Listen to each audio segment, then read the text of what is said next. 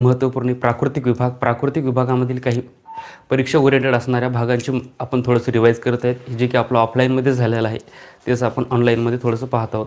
तर पहा, सर्वात प्रथम महाराष्ट्राचे प्राकृतिक विभाग किती पडले जातात? महाराष्ट्राचे प्राकृतिक विभाग मुख्यतः 3 पडले जातात. एक म्हणजे कोकण हा प्राकृतिक विभाग जे की निसर्गाने निर्माण केलेला आहे. त्यानंतर दुसरं सह्याद्री पर्वत, ज्याला आपण पश्चिम घाट असं म्हणतो देशामध्ये, महाराष्ट्रात सह्याद्री पर्वत, ठीक आहे. दुसरा झाला, तिसरा महाराष्ट्र पठार, ठीक आहे. महाराष्ट्र पठार पाहतो. या महाराष्ट्र पठारामध्ये काही पसरलेल्या पर्वतरांगा, ज्याची सुरुवात सह्याद्री पर्वतापासून झालेली आहे आणि विस्तार त्याचा महाराष्ट्र पठारापर्यंत गेलेला आहे, ठीक आहे. मग या संदर्भात असणाऱ्या ज्या पर्वतरांगा आहेत त्याबद्दल आपण थोडीशी माहिती पाहूया, ठीक आहे. मग वेळ न घेता सुरू करूया. महाराष्ट्र पठारामधील महाराष्ट्राच्या अतिउत्तरेला असणारी पर्वतरांग कोणती आहे? तर ठीक आहे, याच्यावर जे काही प्रश्न आपल्याला पाहायला मिळतात त्यावर आपण रिवाईज करू. तर पहा, मग महाराष्ट्र पठार,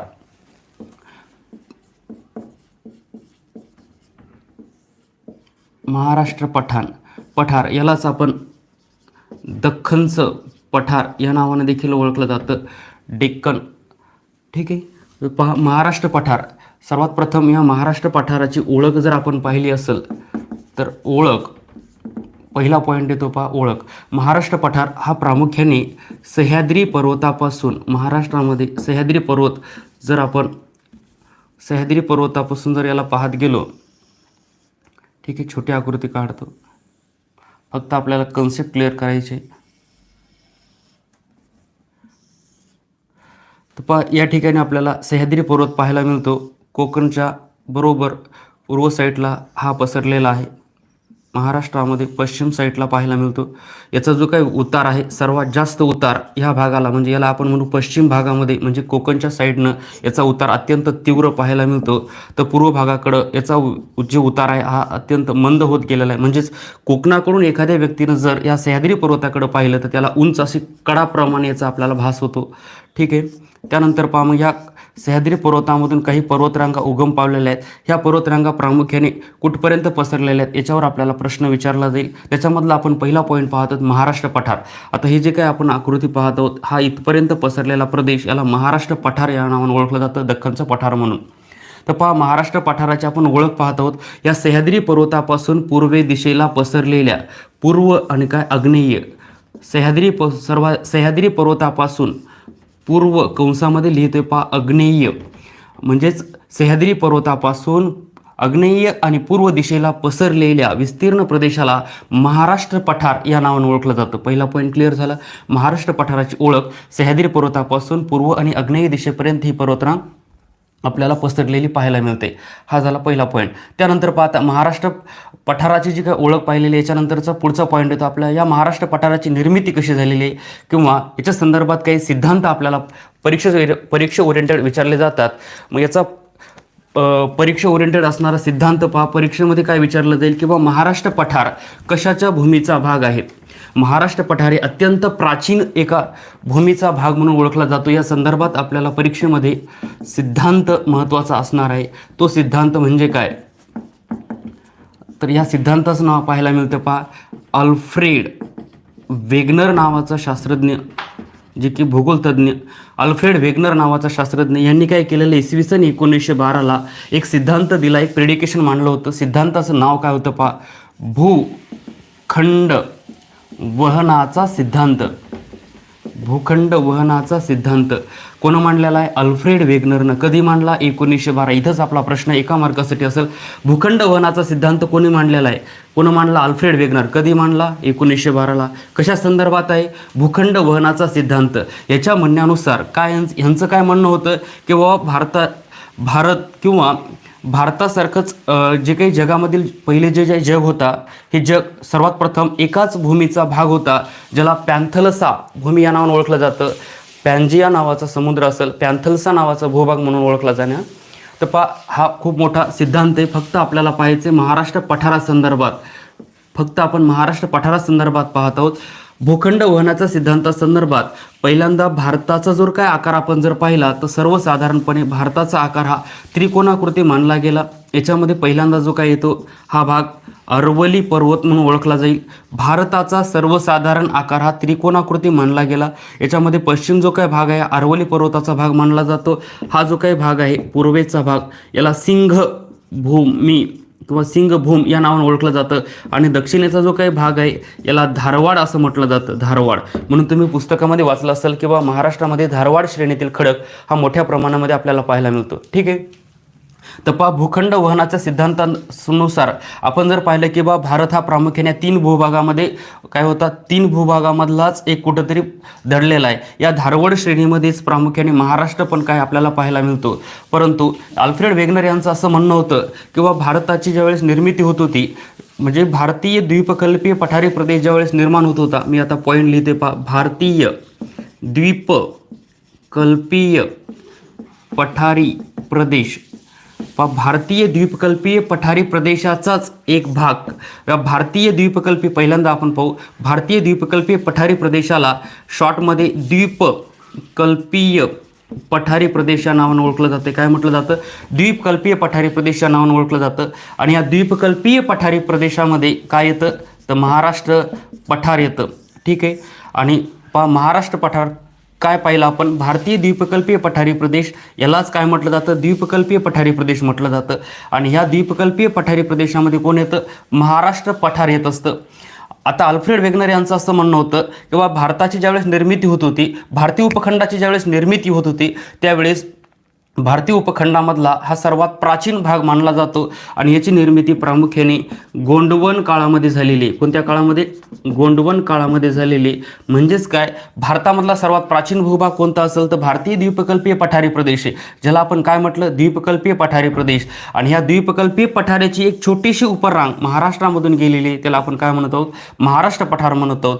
आणि हा भारतीय द्वीपकल्पीय पठारी प्रदेशाची जी निर्मिती कोणत्या काळामध्ये झालेली, गोंडवन काळामध्ये झालेली, गोंडवन काळ. म्हणून महाराष्ट्र पठार देखील हा अत्यंत प्राचीन अशा गोंडवन काळामधला ओळखला जातो, ज्याचा कालखंड आर्कियन कालखंड मानला जातो. कोणता कालखंड आहे बरं, आर्कियन कालखंडामध्ये याची निर्मिती झालेली, आर्कियन कालखंड. ठीक आहे. मग प्रश्न काय आहे आपल्यासाठी, महाराष्ट्र पठार कोणत्या भूमीचा भाग आहे, उत्तर काय बरं, गोंडवन भूमीचा भाग आहे. आपण वाचलं असेल पहा, महाराष्ट्र पठार हा प्रामुख्याने कोणत्या भूमीचा भाग आहे, गोंडवन भूमीचा भाग आहे. महाराष्ट्र पठाराप्रमाणे देशामध्ये हा महाराष्ट्र पठार कोणत्या पर्वताची उपरांग म्हणून ओळखले जाते, द्वीपकल्पीय पठारी प्रदेशाची उपरांग म्हणून ओळखले जाते. ठीक आहे. त्यानंतर कोणत्या कालखंडातील मानला जातो, याचा विस्तार हा आर्कियन कालखंडामधला मानला जातो. ठीक आहे. आपण जर पाहिलं असेल तर भूगोलमध्ये प्रामुख्याने 3 काही कालखंड, जे काही कालगणना आपण जर पाहिलं असेल तर पहिल्यांदा येते आर्कियन, यालाच आर्कियन कालखंड असं म्हणू. त्यानंतर दुसरा येतो धारवाड श्रेणी, धारवाड. ठीक आहे, धारवाड. तर हे काय खडक प्रणाली आहे बरं, काय आर्कियन कालखंड आपण म्हणत आहोत, किंवा आर्कियन हा काय पहिल्यांदा पॉईंट कालखंड, पण कशा संदर्भात, खडका संदर्भात हा कालखंड मानला जातो. कशा संदर्भात, खडका संदर्भात. मग भारतातील महाराष्ट्र पठारामध्ये सर्वात प्रथम आर्कियन खडक, त्यानंतर धारवाड खडक असेल, त्यानंतर कडप्पा श्रेणीतील खडक आपल्याला पाहायला मिळतो. त्यानंतर विंध्य पर्वतरांगेच्या संदर्भात असणारे विंध्यन खडक. ठीक आहे. या पद्धतीनं आपल्याला ओळख सांगता येईल. फक्त आपल्यासाठी पॉईंट हा आहे, महाराष्ट्र पठार किंवा दख्खनचं पठार प्रामुख्याने कोणत्या भूमीचा भाग आहे, गोंडवन काळामधील. ठीक आहे. कोणत्या कालखंडामध्ये, खडका प्रणालीमध्ये जर पाहिलं तर आर्कियन कालखंड, क्रेस्टेसियस कालखंड पण एक ओळखला जातो क्रेस्टेसियस कालखंड. ठीक आहे. इथपर्यंतही महाराष्ट्र पठारासंदर्भात आपल्याला सिद्धांताबद्दल माहिती सांगता येईल. या भागामध्ये आपल्याला प्रश्न काय विचारले जातात. पहिला प्रश्न, महाराष्ट्र पठारासंदर्भात दिला गेलेला सिद्धांत कोणत्या सिद्धांतानुसार महाराष्ट्र पठार हे गोंडवन भूमीचा भाग आहे. उत्तर काय असेल, अल्फ्रेड वेगनर याचा भूखंड वहनाचा सिद्धांत कधी मांडण्यात आला, 1912ला. सर्वसाधारण भारतीय भूमीचा आकार कसा होता, त्रिकोणाकृती. पश्चिमेला अरवली पर्वत, पूर्वेला सिंधभूम आणि दक्षिणेला काय पाहायला मिळतो, धारवाड. आणि महाराष्ट्र पठार हे प्रामुख्याने कोणत्या पर्वतश्रेणीमध्ये येते, आपल्याला खडक प्रणालीमध्ये पाहायला मिळेल, धारवाड. आणि दुसरं काय बरं, आर्कियन कालखंड. म्हणजे दक्षिणेला धारवाड श्रेणीमध्ये देखील महाराष्ट्र पठाराचा काही भाग आपल्याला पाहायला मिळतो.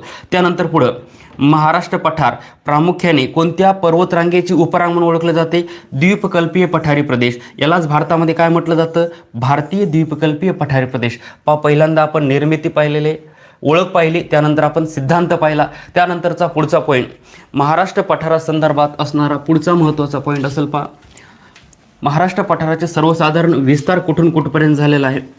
तर महाराष्ट्र पठाराचा सर्वसाधारण विस्तार हा आपल्याला पूर्व पश्चिम या दिशेने पाहायला मिळतो. महाराष्ट्र पठाराचा तिसरा पॉईंट पाहायचा आहे आपल्याला, तो म्हणजे काय असेल बरं, विस्तार. वर नाव लिहितोय महाराष्ट्र पठार, पठाराचा विस्तार. जर आपण महाराष्ट्र पठाराच्या जर आपण उत्तरेला जर पाहिलं, महाराष्ट्र पठाराच्या अति उत्तरेला जी पर्वतरांग पाहायला मिळते महाराष्ट्र पठाराच्या, त्याचं नाव येते पहा सातपुडा पर्वतरांग. सातपुडा पर्वतरांग ही महाराष्ट्र पठाराच्या अति उत्तरेला असणारी पर्वतरांग. त्यानंतर महाराष्ट्र पठाराच्या अति दक्षिणेला जी काही पर्वतरांग पाहायला मिळते त्याला म्हटलं जातं पहा ती ला दी. आता इथे प्रिंट मिस्टेक असू शकते, परंतु पुस्तकाच्या रेफरन्सनुसार जर आपण गेलो तर महाराष्ट्र पठाराच्या अति दक्षिणेला तिलादी नावाची एक पर्वतरांग किंवा छोटेसे टेकड्या पाहायला मिळतात, ज्या की कोल्हापूर जिल्ह्यामध्ये आढळतात. बरेच जण लेखकांनी याला तिलारी असं सुद्धा म्हटलेले, ती ला री, परंतु आपण पुस्तकाच्या रेफरन्सनुसार जातोय बाय संदर्भ, ती लादी म्हणून नाव लिहिले, ती ला दी. कोल्हापूर जिल्ह्यामध्ये हे ठिकाण आपल्याला पाहायला मिळतं. म्हणजे महाराष्ट्र पठाराच्या अति उत्तरेला सातपुडा पर्वतरांग पाहायला मिळते, तर अति दक्षिणेला तिलादी नावाची छोटीशी पर्वतरांग आपल्याला पाहायला मिळते. आणि याचा सर्वसाधारणपणे जर आपण याची लांबी जर पाहिली, सातपुडा पर्वतापासून तिलादीपर्यंत जर याची लांबी जर पाहिली असेल, म्हणजेच आपण म्हणू उत्तर दक्षिण जर लांबी, तर याची सर्वसाधारण 700 किलोमीटर लांबी आपल्याला पाहायला मिळते. कुणाची? महाराष्ट्र पठाराची. त्यानंतर जाऊ आता पूर्व पश्चिम. ठीक आहे, पूर्व पश्चिम लांबी. महाराष्ट्र पठाराच्या अतिपूर्वेला जी काही छोटीशी पर्वतरांग आढळते टेकड्यांच्या स्वरूपामध्ये आढळते, ज्याला म्हटलं जातं चिरोली नावाची टेकडी, जी की गडचिरोली नावाच्या जिल्ह्यामध्ये आढळते. तुम्हाला एका मार्कासाठी प्रश्न असेल, चिरोली टेकड्या कोणत्या जिल्ह्यामध्ये आढळतात? उत्तर काय बरं? गडचिरोली जिल्ह्यामध्ये.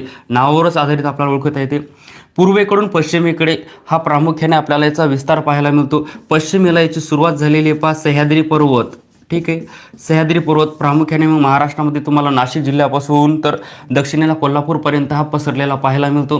म्हणून सह्याद्री पर्वत आपण टार्गेट लिहिलेलं आहे. पूर्वपासून पश्चिमेपर्यंत त्याचा विस्तार झालेला आहे. आणि आता पुढं पूर्व पश्चिमेची लांबी जर सर्वसाधारण जर आपण पाहिली तर लांबी पाहायला मिळते 750 किलोमीटर. मग प्रश्न काय आहे? महाराष्ट्र पठाराची उत्तर दक्षिण लांबी जास्त आहे का पूर्व पश्चिम लांबी जास्त आहे? काय कोणती लांबी जास्त पाहायला मिळते आपल्याला? तर सर्वसाधारण पश्चिम पूर्व लांबी सर्वसाधारण जास्त पाहायला मिळते, जी 750 किलोमीटर पाहायला मिळते सह्याद्री पर्वतापासून चिरोली नावाच्या टेकड्यापर्यंत. ठीक आहे, हा पॉईंट क्लिअर झाला. पहा आपण नंतर पुढचा पॉईंट आपण क्लिअर केला आहे लांबी. त्यानंतर पुढचा पॉईंट पाहायचा विस्तारामधला पुढचा पॉईंट पहा. आता महाराष्ट्र पठाराचा जो काही आपल्याला पाया पाहायचा आहे, सर्वसाधारणपणे पाया, त्याच्या अगोदर आपण एक पॉईंट पाहू. लांबी तर पाहिलेली आपण, पुढची उंचीचा पॉईंट पाहू. महाराष्ट्र पठाराची सर्वसाधारण उंची पहा, पॉईंट लिहितोय मी सरासरी उंची. किती बरं? सरासरी उंची 450 मीटर एवढी सरासरी उंची मानली जातो. काही ठिकाणी याची उंची ही आपल्याला 600 मीटरपर्यंत पाहायला मिळते, जी की प्रामुख्याने जी की वायव्य दिशेमध्ये पाहायला मिळते. कोणत्या दिशेमध्ये? वायव्य दिशेमध्ये पाहायला मिळते. कारण का महाराष्ट्र पठार जे आहे हे महाराष्ट्र पठार प्रामुख्याने सर्वसाधारणपणे वायव्य दिशेकडून आपण सुरुवातीलाच म्हटलो त्याचा विस्तार वायव्येकडून आग्नेय दिशेकडे म्हणजे आग्नेय पूर्व दिशेकडे याचा विस्तार झालेला आहे. म्हणजेच वायव्य भागामध्ये सर्वसाधारण 600 मीटरपर्यंत याची उंची पाहायला मिळते. परंतु परीक्षेमध्ये जर शब्द आला असेल सरासरी, त्यावेळेस याची उंची लिहायची आपल्याला किती बरं? 450 मीटर. ठीक आहे, याची सर्वसाधारण उंची आपल्याला पाहायला मिळते वायव्येपर्यंत. जर जसं जसं आपण आग्नेयेकडे जाऊ तशी याची उंची कमी कमी होत जाते. ही आपल्याला सर्वसाधारणपणे 300 ते 350 मीटरपर्यंत पाहायला मिळते. कुणाची उंची म्हणतोय आपण? सह्याद्री कशाची? तर महाराष्ट्र पठाराची सरासरी उंची वायव्येकडे कमी आहे, तर सरासरी उंची वायव्येकडे सर्वात जास्त तर आग्नेयेकडे सर्वात कमी पाहायला मिळते. ती किती बरं? 300 ते 350 मीटरपर्यंत. हा झाला महाराष्ट्र पठाराचा सर्वसाधारण उंचीचा पॉईंट झालेला असेल. त्यानंतर पुढचा येते पहा महाराष्ट्र पठाराचा पाया. पहा सर्वसाधारणपणे याच्यावरूनच आपल्याला पुढचा प्रश्न पाहायला मिळतो. महाराष्ट्र पठाराचा सर्वसाधारण आकार कशा पद्धतीचा आहे? ठीक आहे, मग पहा महाराष्ट्र पठाराचा सर्वसाधारण जर आपण पाया जर पाहिला तर सर्वसाधारण पाया पहा. फक्त अगोदर व्यवस्थित बघून घ्या काय पाहिलं होतं आपण. मी सुरुवातीला अगोदर पूर्व नावाची दिशा लिहिलेली पहा. महाराष्ट्र पठार पूर्वेपासून सुरू होतो, त्यानंतर उत्तरेपर्यंत पसरलेला आहे. दक्षिणेला जर आपण गेलो तर दक्षिणेपर्यंत पसरलेला आहे.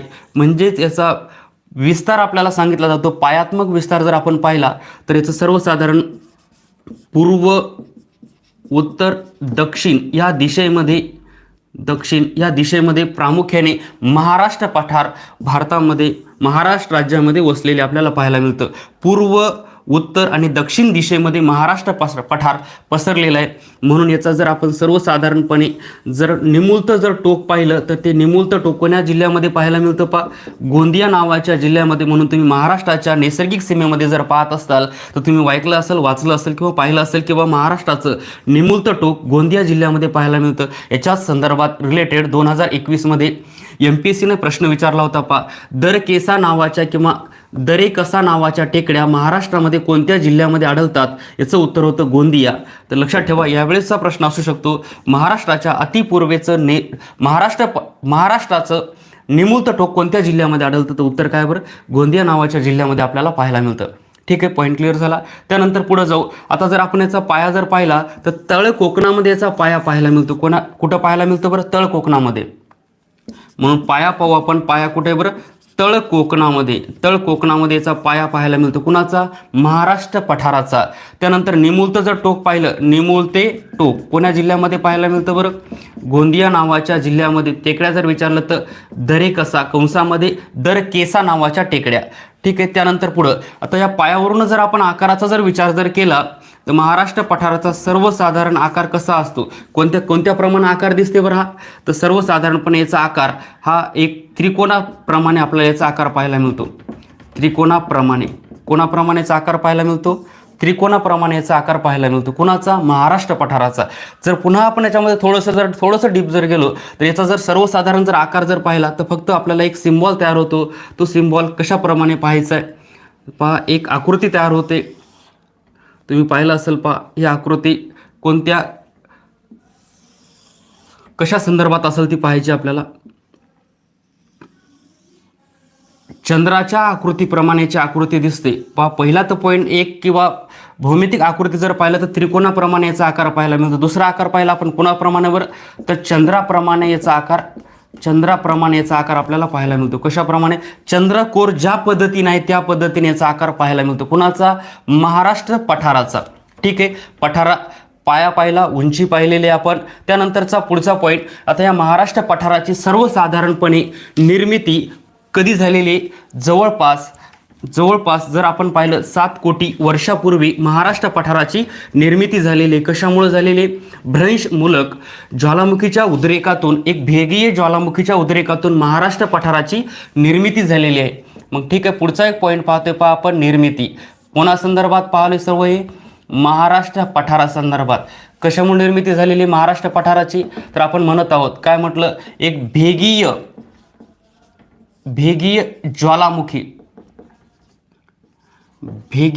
ज्वालामुखीचा उद्रेक झालेला आहे. कशाचा?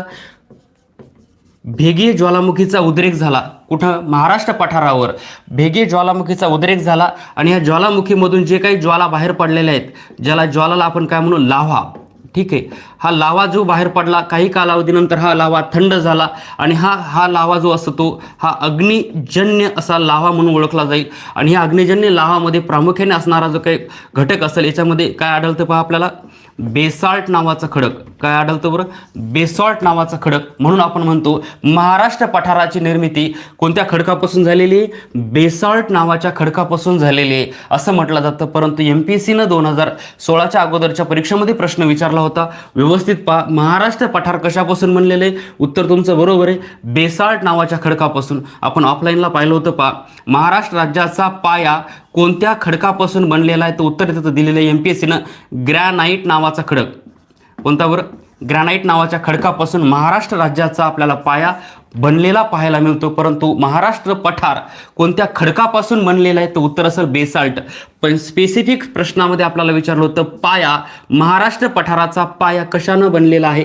ग्रॅनाइट नावाच्या खडकापासून बनलेला आहे. आणि हा खडक प्रामुख्याने सर्वात जुना खडक म्हणून मानला जाईल, ज्याचा महाराष्ट्र पठाराच्या निर्मितीच्या अगोदरचा खडक मानला जाईल. हा प्रामुख्याने आर्कियन कालखंडातील खडक म्हणून ओळखला जातो. ठीक आहे, हा पॉईंट क्लिअर झाला. पाया संदर्भात पहा आपण ज्वालामुखीचा उद्रेक झालेला आहे. भेगीय ज्वालामुखी म्हणजे काय? सर्वात प्रथम पाहू आपण, हा महाराष्ट्र पठार आहे असं गृहीत धरू. या महाराष्ट्र पठारामध्ये अशी एक भेग पडलेली आहे. ही भेग पडली कशाची? ज्वालामुखीचा उद्रेक. ही भेग पडली, हा भाग जशाच तसा खाली धसलेला आहे. हा जो काही भाग खाली धसला तर मग ही रचना आपल्याला अशी पाहायला मिळते पहा. हा जो काही खाली गेलेला जो काही भाग आहे याला आपण कोकण या प्राकृतिक भागानं ओळखत असतो. याला जो काही हा भाग आहे हा हा भाग प्रामुख्याने महाराष्ट्र पठार याच्या बाजूचा आपण सह्याद्री पर्वत म्हणून ओळखतो. हा महाराष्ट्र पठार म्हणून ओळखला जाईल, महाराष्ट्र पठार. ठीक आहे. तर प्रश्न काय आपल्यासाठी किंवा हा ज्वालामुखीच्या उद्रेकामुळं काय झालेलं, एक भेग पडली. या भेगेमुळे हा भाग जसा तसा खाली धसला. यालाच म्हटलं जातं भेगीय, काय म्हणू, भेगीय ज्वालामुखीचे उद्रेक. ठीक आहे. मग हा भाग खाली धसल्यामुळं इथं एक रचना अशी तयार झाली. हा भाग खाली धसला, याला नाव दिलं गेलं आपण मग काय, प्राकृतिक विभाग कोकण. ठीक आहे. कोकण याला म्हटलं. हा जो काही वर राहिलेला आहे विशाल, एक महाराष्ट्राचं माथा, महाराष्ट्राचं मुकुट, महाराष्ट्राचा शिरोमणी म्हणून ज्याला आपण ओळखतो, सह्याद्री पर्वत. ठीक आहे. मग सह्याद्री पर्वत हा देखील सह्याद्री पर्वत आणि त्याच्या आजूबाजूचा जो काही भाग आहे हा ज्वालामुखीच्या उद्रेकातून तयार झालेला असं म्हटलं जाईल. मग आता ही प्रोसेस होत असताना जवळपास 7 कोटी वर्षाचा कालखंड लागलेला आहे आणि याच्यामध्ये हे ज्वालामुखीचे जे उद्रेक आहेत जवळपास 29 वेळा ज्वालामुखीचे उद्रेक झालेले आहेत. महाराष्ट्र पठाराची निर्मिती होत असताना किती वेळा ज्वालामुखीचे उद्रेक झालेले आहेत? जवळपास 29 वेळा ज्वालामुखीचे उद्रेक आपल्याला पाहायला मिळतात. किती वेळा? 29 वेळा ज्वालामुखीचे एकावर एक एकावर एक एकावर एक असे 29 वेळा थर साचत गेलेत. पहिला थर असेल, दुसरा, तिसरा, असं जवळपास 29 वेळा ज्वालामुखीचे थर साचत गेले आणि ह्याच्यामुळे काय निर्माण झालेलं आहे तर महाराष्ट्र पठार हे निर्माण झालेलं आहे. 7 कोटी वर्षापूर्वीचा हा आपण कालखंड पाहत आहोत. ठीक आहे. मग आपण एक आकार पाहिला होता. सर्वसाधारण महाराष्ट्र पठाराचा आकार पाहिला आपण त्रिकोणापुरती. ठीक आहे. मग तुम्ही जर पाहिला असेल तर सर्वात जास्त भाग हा पश्चिमेकडे आहे का पूर्वेकडे आहे बरं? तर सर्वात जास्त पश्चिमेकडे येतं. वाटलंच तर आपण चंद्रकोरीप्रमाणे पाहू. चंद्रकोरीचा सर्वात जास्त भाग कोणीकडे पाहायला मिळतो आपल्याला? पश्चिमेकडचा भाग. म्हणून प्रश्न काय पहा, महाराष्ट्र पठाराचा कोणता भाग हा सर्वात जाड भाग म्हणून ओळखला जाईल? सर्वात जास्त जाड. तर उत्तर आहे तुम्हाला पूर्व येईल पर्यायमध्ये, पश्चिम येईल. तर उत्तर काय असेल बरं आपलं? महाराष्ट्र पठाराचा सर्वात जास्त जाडी कुठं पाहायला मिळते? पश्चिम भागामध्ये पाहायला मिळणार आहे, सह्याद्री पर्वतालगत.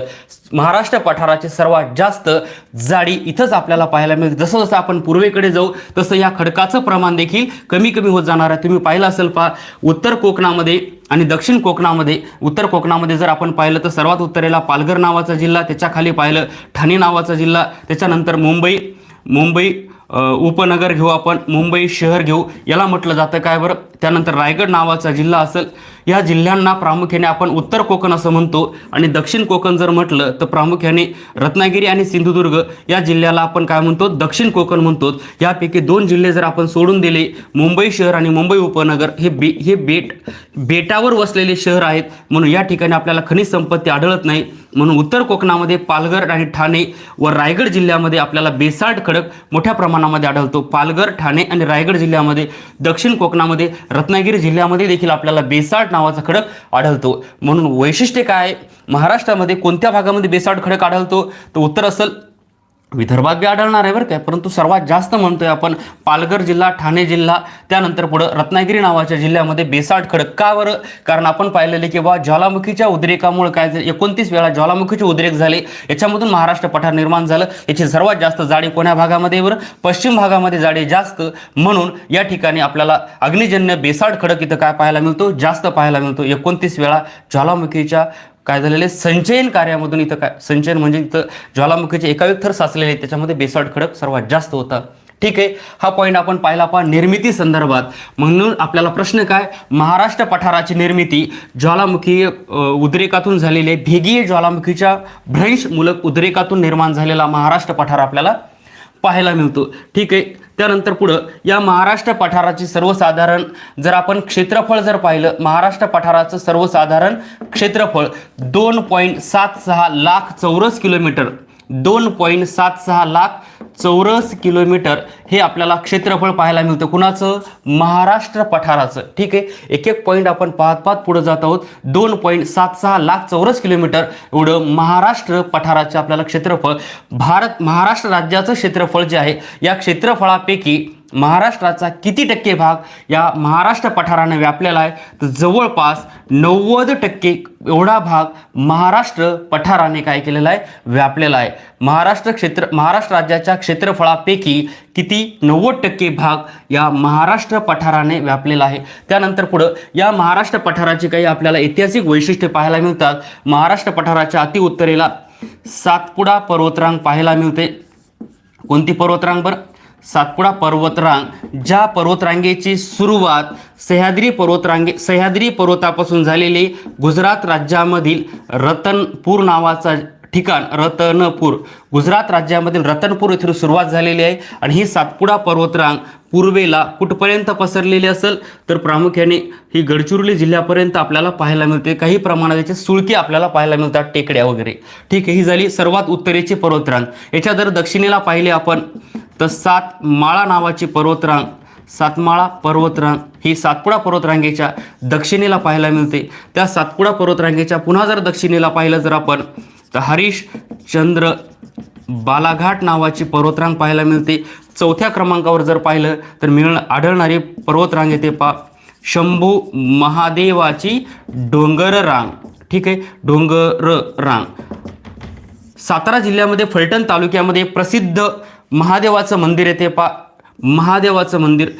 ठीक आहे, शंभू महादेवाचं मंदिर आहे जे सातारा जिल्ह्यामध्ये फलटण तालुक्यात आहे, ज्या ठिकाणी या पर्वतरांगेला शंभू महादेवाची पर्वतरांग म्हणून ओळखलं जाते. ठीक आहे, या पद्धतीने आपण पाहिलेलं याच्यामध्ये असणाऱ्या नदी प्रणाली वगैरे काय हे सर्व वैशिष्ट्य आपण पुढच्या लेक्चरमध्ये पाहू. ठीक आहे, धन्यवाद.